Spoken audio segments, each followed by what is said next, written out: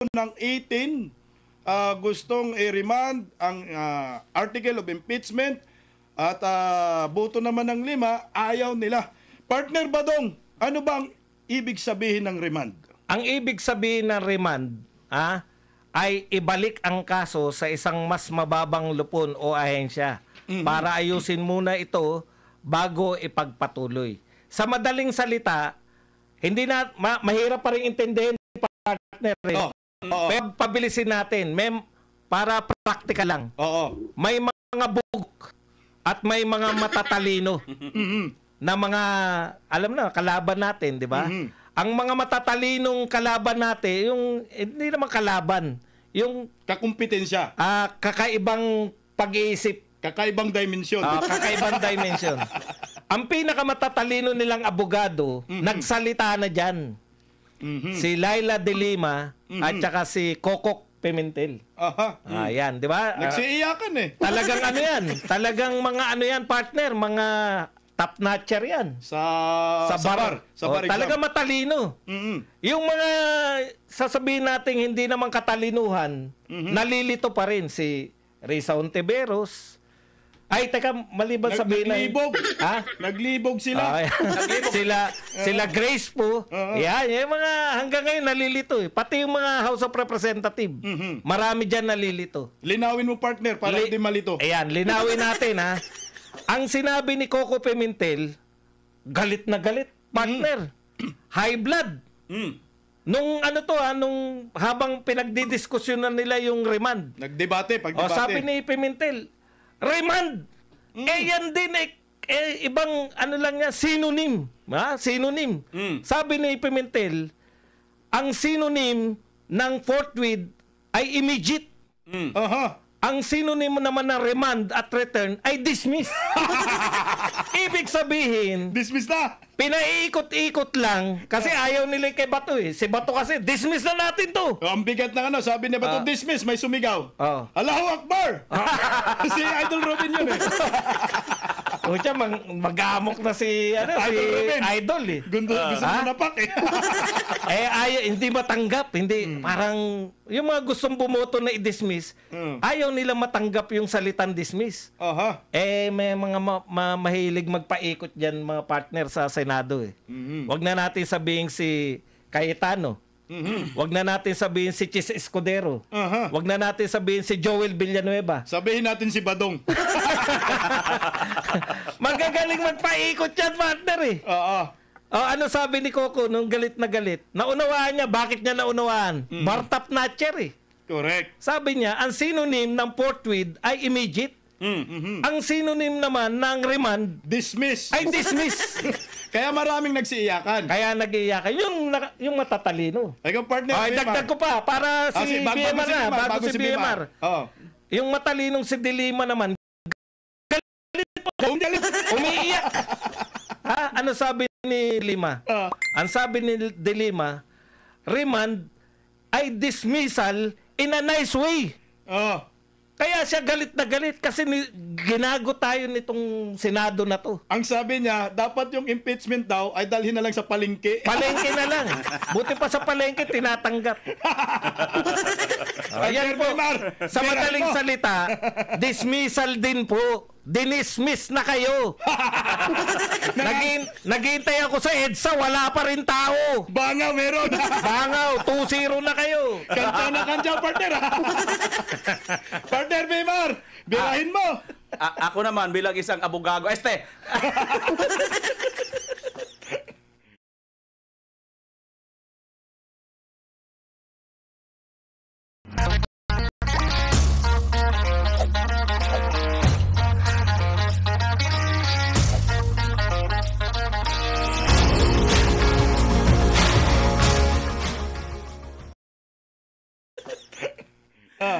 Curious ako doon sa ginamit na salita kasi nga nang mag-motion dito sa Senator Bato, dismissal nga yung minotion niya. Ngayon parang inamend nga ito ni Senator Cayetano na remand nga. Ngayon, based doon sa aking pagre-research, no, ay naturingan tayo ritong abogado, kailangan natin panindihan.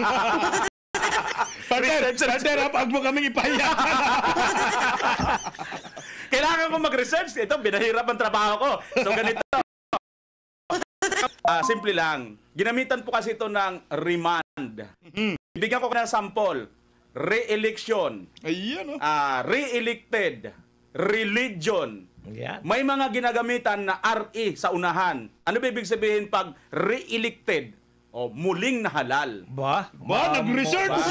Dito. Nag-research, ah. Yan ang ibig sabihin. Oh. Ngayon, Banata mo. ang punto ko dito, in short, muli ninyong tingnan kasi sa akin lang, sa sarili ko lang opinion, mukhang burara ang trabaho nyo noong una pa lang. Yung dapat na impeachment December 2, yun sana muna ang pinagtuunan ninyo ng pansin. Which is, Burara kayo. burara kayo kasi yung mga nag-file nito, alam na nila na may forthwith doon.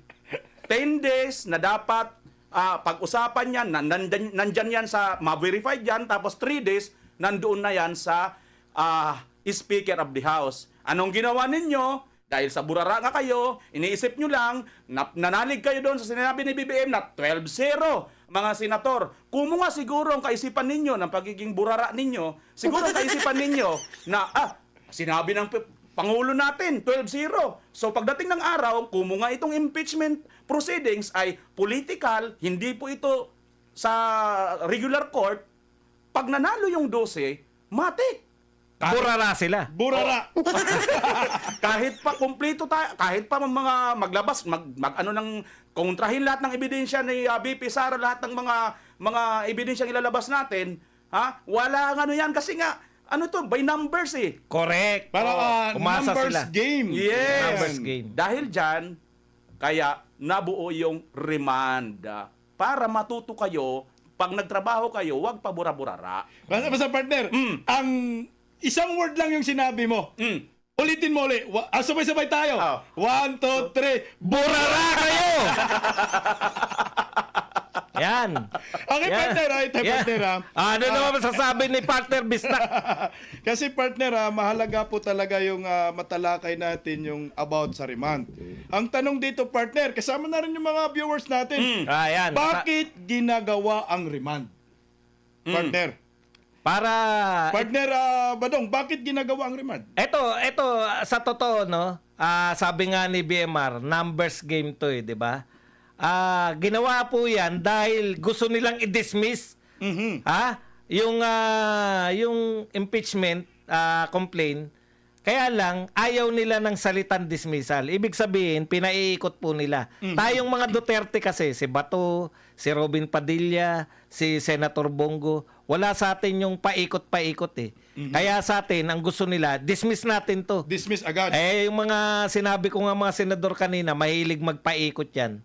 Kaya maraming umiikot. Nililinaw po namin sa inyo yung mga magagaling na senador sa hanay nyo, no? Si Kokok, tsaka si Tiberos. si De Lima.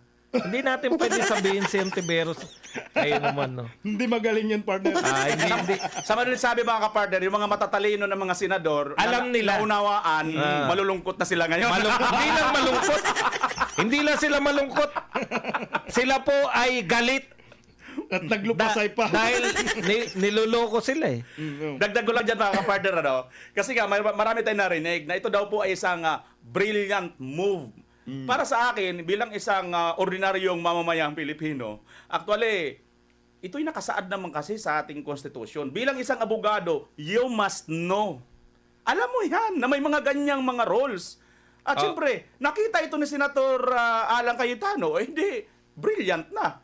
Dahil nakalusot ito. Partner, kaugnay niyan, yung sinasabing, kasi may nakita ko rin sa kumakalat ngayon na parang si Senator Amy raw may nagkukot sa kanya. Parang, Nakita niya ba? Yung pinapakita nila, "Oy, ikaw na mag-ano ng ano." Parang may tinutulak. tinutulak siya. Na sinasabi na ikaw na point of order. Alam niyo po, normal po 'yan. Baka kasi hindi tayo nanonood eh. Pero sa isang parliamentary debate, talagang may mga nakatoka yan. Correct. Tinutok hindi po pwedeng halimbawa, ikaw na lang na ikaw, di ba? Kailangan iikot. Iikot, may, meron may, kang- may assignment bawat Oh, isa. Kasi, ano nga yan, sila na nga yung magkakakampi. Mhm. Oh, kasi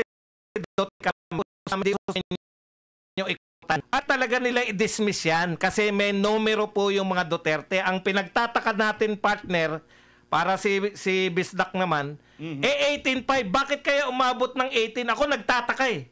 Ang kinukwenta natin, safe na tayo kasi 13 nga tayo eh. hindi, Oo. siyam lang nga, okay Oo, na ako eh. Oo, sobra tayo. O bakit kaya umabot ng 18 yan? Isa lang ang ibig sabihin niya, Iyan. partner. Kaya umabot ng 18 kasi nga nagmamatter din ang desisyon na yan para sa mga susunod nilang mga ambisyon sa politika. Correct. That's Kaya talagang ambisyon. Bakit mo nasabi yan, partner? Siyempre, pag kinalaban nila ang mga Duterte, automatic ang kanilang mga political career tapos din. Nadudugtungan ko yan, partner. Alam mo kung bakit? Kasi yung iba doon, sa 18, marami doon yung outgoing na or graduating na. Mhm. Pero tama nga ang sinasabi ni partner Bisdak. Kasi